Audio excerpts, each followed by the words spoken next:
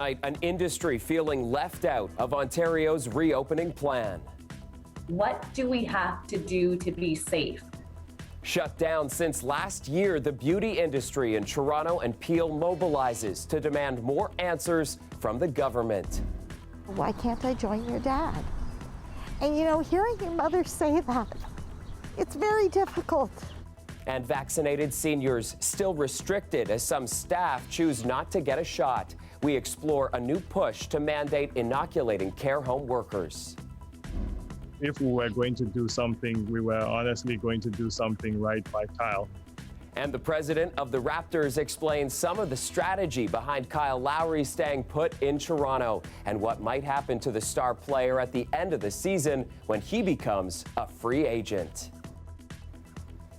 Good evening, I'm Chris Glover. Today, Ontario reported more than 2,000 new cases of COVID-19. It's the most new infections recorded in a single day in more than 2 months. Even with that increase, beauty industry advocates in Toronto and Peel are speaking out tonight. As other businesses have been allowed to reopen, they're desperate to know when it'll be their turn. Dahlia Ashry has the story. While the beauty industry has been open in other Ontario regions, here in the GTA, I actually have done a few little maintenance cuts to some of the longer hair, but it's in the back, it's in the sides, it's kind of all over. It needs a lot of love. While Patrick Cowan seems to be taking care of his business, for Bruna DeCecca, her business has been closed for the past 4 months. Along with homeschooling and all the other things that go along with being a mom and an entrepreneur have been completely and utterly devastating. Emotionally and mentally, it has been the biggest strain in my life. That's why Annette Palumbo has been advocating for business owners like DeCecca. We're 81% women. We're trying to provide for our families and our livelihoods. In an open letter to the Ford government, she's urging the beauty industry to reopen in regions like Toronto and Peel. But still no word from the province today on when exactly that will happen. I know that they did have good protocols in place before.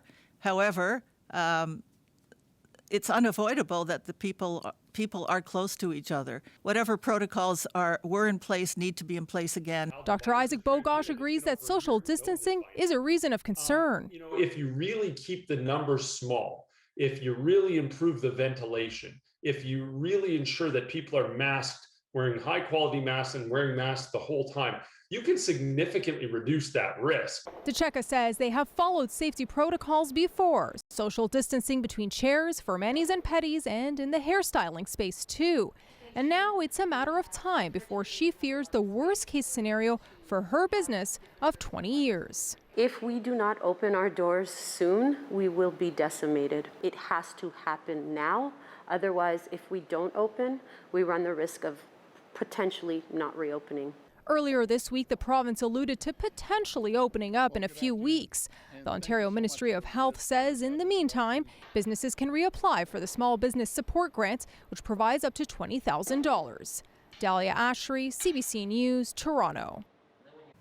And while some push for fewer restrictions, one GTA mayor is concerned another stay-at-home order could be looming. As Jessica Ng reports, those more contagious variants are fueling the renewed uptick in cases and the renewed concern. The trends in Ontario remain concerning. We are in a precarious position. The province reporting 2,380 cases of COVID-19, the highest in over 2 months, though the count is inflated by about 280 cases due to a data catch-up. And it was another record day of vaccinations, with nearly 79,500 shots administered. Still, Dr. Barbara Yaffe, Ontario's Associate Chief Medical Officer of Health, says it's not enough to keep up with the third wave. The province is not yet at a point where vaccination coverage is sufficient to fully prevent the transmission of COVID-19 and its outcomes. Like the spread of more transmissible variants. The rise of the B117 in Ontario now representing over 50% of our cases. But with this, we have developed new tools to be able to identify with more precision and speed. Many health professionals across the country are now saying we are entering a third wave. In reality, we've never left the second wave here in Mississauga. There are concerns in Peel region, still in lockdown, that the rising numbers could lead to another, more strict stay-at-home order. Mississauga Mayor Bonnie Crombie telling CBC News, while it is my hope that we will be able to limit the impact, there is always the concern that if cases continue to rise, we could see a stay-at-home measure return. Next door, Halton region is in the red zone and seeing a slight increase in cases. Public health there says part of the problem might be contact tracing, or lack thereof. At the Oakville Steakhouse, 13 cases of COVID-19 have been confirmed, 9 from staff and 4 from patrons who were there this month. Public health says they've contacted over 260 individuals who may have been exposed, but there could be an additional 125. They say some patrons are refusing to self-isolate, and others aren't disclosing contact information for those they dined with, leading to incomplete patron lists and unknown exposures. Jessica Ng, CBC News, Toronto. Many of our lives have changed dramatically during the pandemic, and tonight we're learning one big change could be staying. The province is reportedly mulling over legislation to make online learning a permanent part of the public school system. The Premier of this province, the Minister of Education, Sick Kids Hospital, many other medical experts have said continuously that the best place for students, for their emotional, social, mental well-being is in a classroom with their peers. I don't understand why the government would choose to look at this and to invest in this rather than investing in making sure we have good, strong, robust programs available in schools.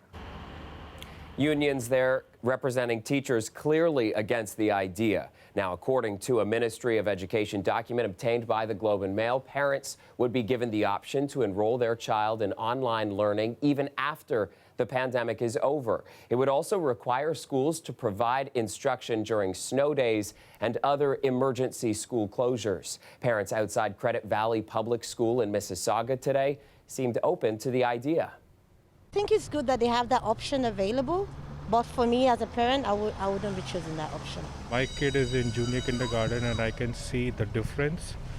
When he is coming to school, then he's really happy and active. Kids do need socialization and all of that stuff, but it's a good thing that it is an option. We can't really run away from technology.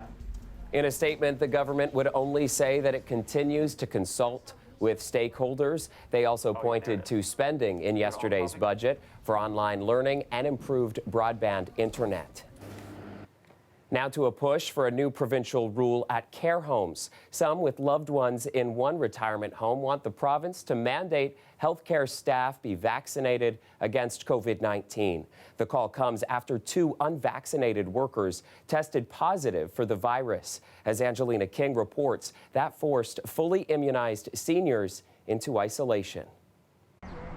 Hi, Barbie. Josh Horowitz's 89-year-old grandmother, Barb, is fully vaccinated against COVID-19. But last week, she and the other 140 residents of Amica Thornhill were forced to isolate in their rooms because 2 unvaccinated staff contracted a variant of the virus. It's heartbreaking. They were promised that as soon as they're vaccinated, life will get back to normal for them. Family members and the home asked York Public Health to relax some restrictions. About a week into the outbreak, it did. Now, almost all residents can participate in some programs and have outdoor visits, but they still have to eat alone in their rooms. To prevent this from happening again, Horowitz wants the province to mandate vaccines for staff at care homes. That's the job that you signed up to do in life. You should absolutely 100% be vaccinated. I'm just making sure that you're okay. When her widowed mom was isolated, Susan Asa Katz did all she could to be close. She says without social interaction, her mom goes through bouts of depression. She's called me and said, "Why do I have to be here? Why can't I join your dad?" And hearing your mother say that, it's very difficult. Long-term care and retirement homes continue to follow provincial guidance on outbreaks put in place prior to vaccinations. That can include isolating residents and canceling visits and activities. York Region's top doctor says that guidance is being updated to reflect the current vaccine situation, but says homes must stay vigilant. Despite the fact that they have been immunized, may not be totally protected. At Amica Thornhill Retirement Home, 99% of residents have their first vaccine dose. So do 83% of staff, though more have signed up. In Ontario long-term care homes, 98% of residents have one dose compared to 74% of staff. When it comes to mandating vaccines, it is an injection, so it's a procedure. And that would be challenging to do from a constitutional standpoint. some suggest taking it further beyond homes like this and say governments should mandate vaccines for all healthcare workers across Canada. We have a moral obligation not to infect people and not to make people sick. This lawyer says the move could violate the Canadian Charter of Rights and Freedoms. It's a form of mandating medical treatment, and that is an extraordinary thing to do.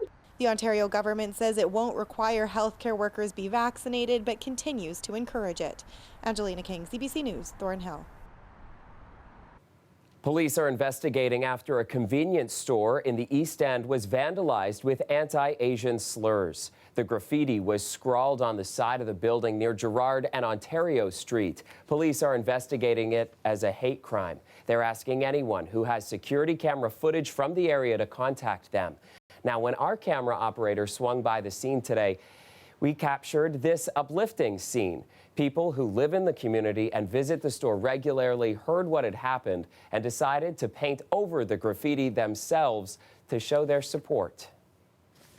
When I first heard about it, I was heartbroken and couldn't believe that it actually happened.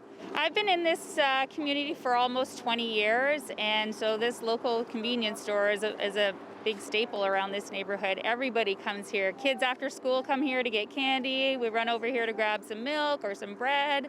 We've been by the store twice since it happened. Last night we came by, the community gathered together, and we got her some flowers from the local residents association to let her know that the community cares and this kind of hatefulness is not accepted around here.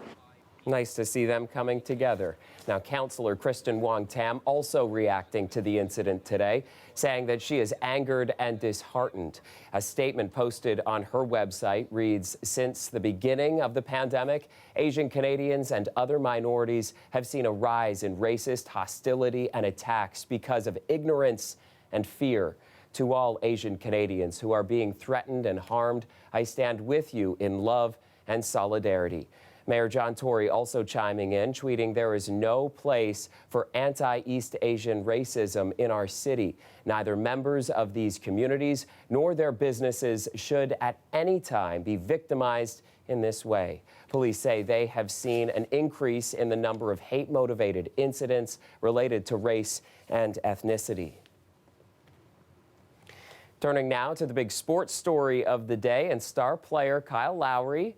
He is staying put right here with the Toronto Raptors until at least the end of the season, ending weeks of speculation he may be headed to another team. Greg Ross has the latest on how the NBA trade deadline day went for the Raptors. Takes a step in. Wanted to get a little closer to knock down the deep three. It seemed almost inevitable that three-point shot in last night's Raptors game versus the Denver Nuggets would be Kyle Lowry's last basket in a Raptors uniform. Even Drake interrupted his post-game press conference with rumors swirling his friend was leaving. You guys, we have a special guest here. I just want to know if you guys have any. I'm here to translate. I'm his translator. You know you're not. According to reports, the frontrunners in the Lowry sweepstakes were the Philadelphia 76ers, the Los Angeles Lakers, and the Miami Heat. But in the end, none seemed willing to pay the price Raptors president Masai Ujiri wanted for his star player. If we were going to do something, we were honestly going to do something right by Kyle, so you're limited in what you can do that way, with the teams that you can do something with. Lowry, who turned 35 today, will remain a Raptor until at least the end of the season when he becomes a free agent. The question now is, will he come back to Toronto to finish off his career with a team that has very much moved into a rebuilding stage? It's going to be, I think, good conversations at the end of the season, and we don't know where our team will be at that time, but I am confident that there'll always be conversations, with Kyle. We respect him that way. Do you think this increases the possibility that Kyle Lowry plays another game in Toronto as a Raptor? Definitely. I think that this does increase the chances of us seeing Kyle Lowry in a Raptors uniform at Scotiabank Arena next October. The Raptors did trade another player who was heavily rumored to be on the move, sending Norman Powell to the Portland Trailblazers for Gary Trent Jr. and Rodney Hood. Powell has played his entire 6-year career in Toronto. My roots are here, giving everything to the franchise. Obviously I want to stay here. I understand that it's a business that we've seen in the past. What happens doesn't matter your feelings towards what you want. Powell is having a career year, averaging nearly 20 points per game. The Raptors also traded Terrence Davis to the Sacramento Kings for a second-round draft pick and Matt Thomas to the Utah Jazz for another second-round pick. Greg Ross, CBC News, Toronto.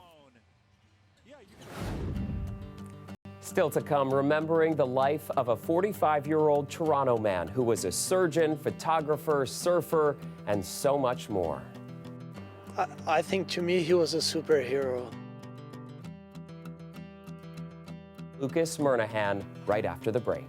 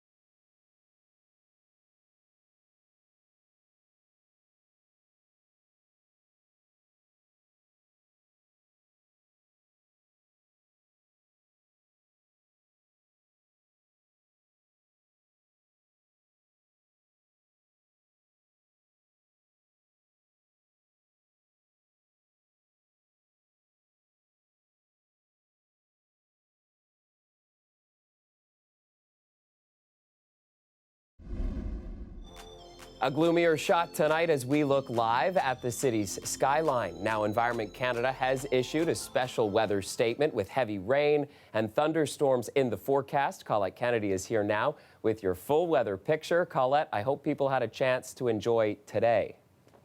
Thanks, Chris. Boy, we've got changes coming in the weather. After today, record heat, 21.5 for Toronto, so records with that heat across the province, really, southern and eastern Ontario. But now everything going in the opposite direction. We've got heavy rain that's been moving in. So, yeah, we're experiencing that, but we're going to have periods as we continue through this night where it gets even heavier, breezy and cooler, not cold, but cooler on Friday. And then it's a split decision kind of thing for the weekend. So Saturday, fair weather, but then we'll have some wet weather that's going to move back through into Sunday. So there's a look at those daytime highs and some of those readings in 21 Hamilton, St. Catharines as well. We have wind warnings, though, for that region through the Niagara area, where we're going to see some of these winds to 90 to 100 kilometers an hour. So be aware of that, especially as they shift towards midday tomorrow to the northwest. We'll have strong winds as well across much of the province. So we also have our special weather statement, even through the GTA, we're looking at 60 to 70 kilometer an hour winds through here. And of course, with the rainfall, 20 to 40 millimeters, and with some embedded thunderstorms, some areas will see even more than that. By the way, some winter weather travel advisories up here well to the north of us and into cottage country. So here's that rain as it continues to power through. For tomorrow morning's commute, still wet, but it will begin to ease and not be the heaviest stuff here along the north shore of Lake Ontario. But we still have the back edge that's got to go through as well. So there'll be more rain in the morning hours. And then it tends to get better into the afternoon, drier, but still some cloud cover in there. And like I said, as those winds shift direction, they're really going to be ramping up. There's your Saturday where we get into the fairer weather. Let's check out those winds, though. As they change direction, the front works its way through. You can see especially here right along the north shore of Lake Erie, where we get into some of those, and then those ease later on Friday. Tonight's temperatures, southwestern Ontario, 7s it is.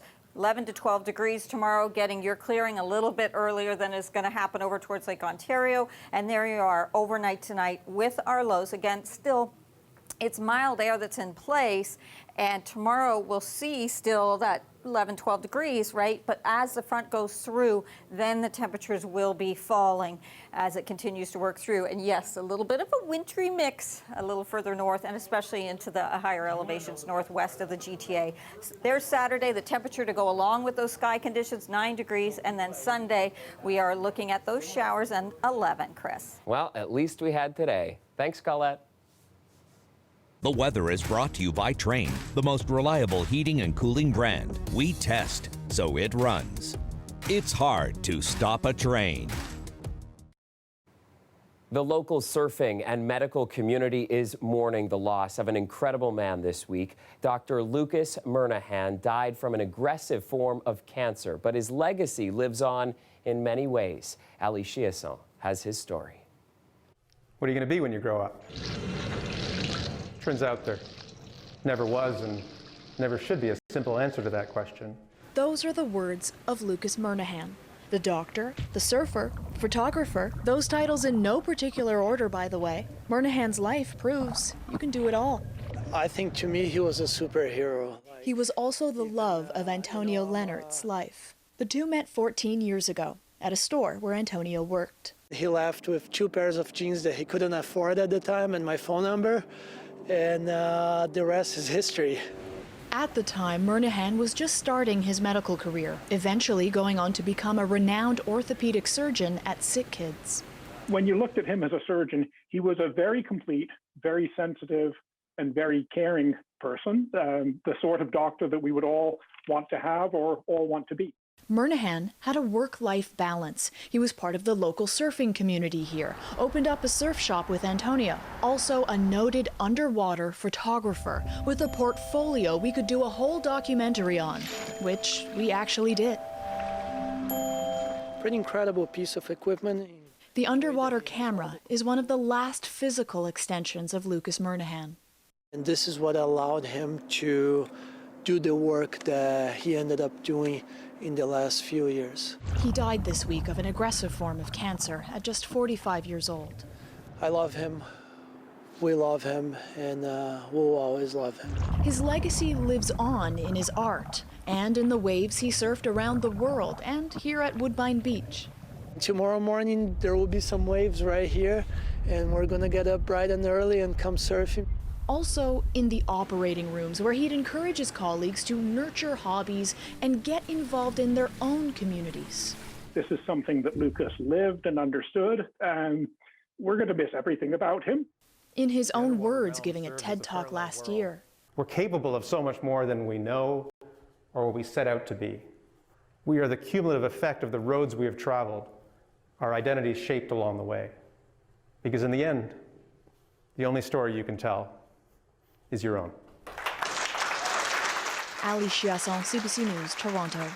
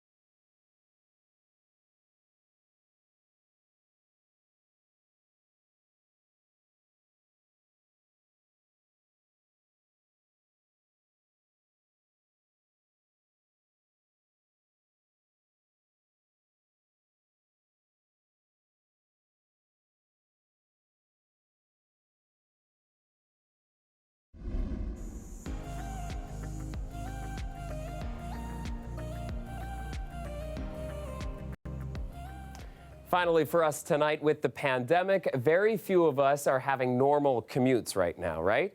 But today was an extraordinarily unusual commute for those at the Royal York TTC station.